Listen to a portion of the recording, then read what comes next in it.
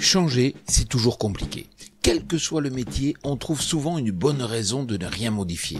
Et en particulier dans le domaine agricole, quand changer son système de culture est perçu comme une prise de risque économique. Alors, faut-il aller voir son psy avant d'opter pour l'agroécologie ?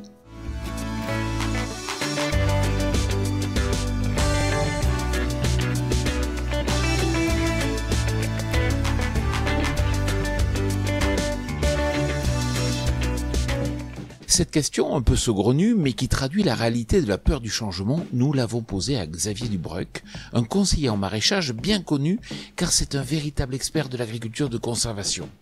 Alors Xavier, quels sont les freins au changement ? Les changements provoquent un déséquilibre qui peut générer des non-réussites, donc des pertes d'argent. Sur le plan strictement économique, le fait de changer un système qui marche, puisqu'on est dans un système qui marche mais qu'il faut changer, il y a un risque sur le plan économique au niveau du changement. Donc ça, c'est la première chose.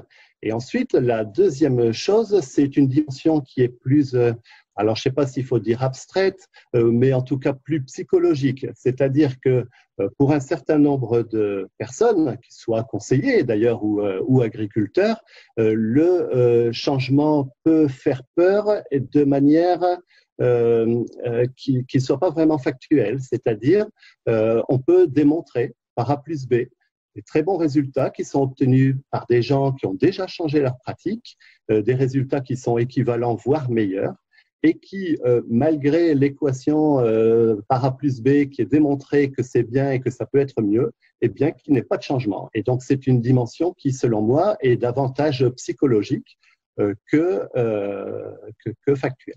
Oui, mais alors, comment faciliter cette transition pour les agriculteurs ? Cette transition qui est en marche, alors pas à la vitesse où on voudrait, clairement, on s'attendait à des changements plus rapides.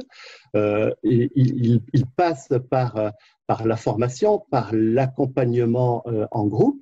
Je fais des formations et je vois des formations en ligne. Je m'aperçois que recevoir une formation, ce n'est pas suffisant pour passer à l'acte. Alors, ça peut être suffisant, mais ce n'est pas le cas pour tout le monde. Donc, il y a des gens, ils ont toute l'information nécessaire et qui, pour autant, continuent à travailler les terres à 50 cm de profondeur en sous-solage, etc. Alors qu'en formation, il a été montré que si les choses sont bien faites et bien évaluées, on peut s'en passer. Et donc, il y a un point supplémentaire qui est un accompagnement qui est plus personnalisé ou accompagnement de groupe, de manière à ce que l'agriculteur ait dans son entourage à la fois des gens qui ont plus un sens de formation, un sens plus pédagogique, mais aussi des agriculteurs qui sont dans la même démarche, avec le même niveau d'avancement pour les changements ou un niveau un petit peu plus avancé au niveau des changements. Merci Xavier. Quant à moi, je vous retrouve la semaine prochaine sur TV Agri pour un nouveau regard porté sur l'agroécologie. Bonne semaine.